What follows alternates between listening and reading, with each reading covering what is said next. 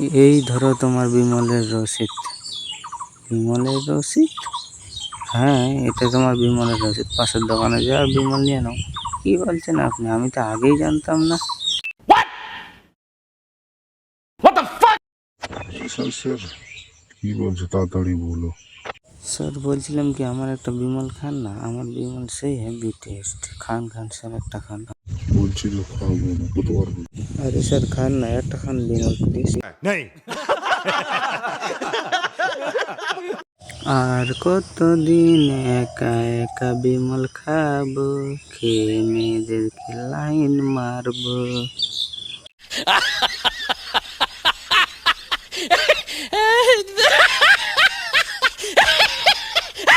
ওই শালা ভালোই বলছি, বিড়ি ছাড় আমার সঙ্গে বিমল খায়, নাহলে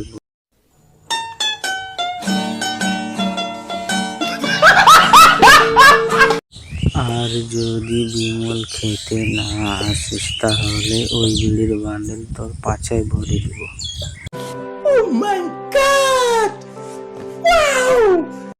ওই শোন, বিমল ছেড়ে দিয়ে আমার বিড়ির ব্যবসায় আয়।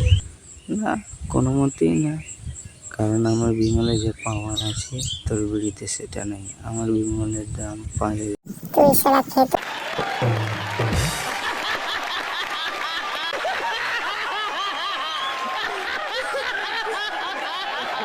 আমি বিমল কোম্পানির মালিক বলছি।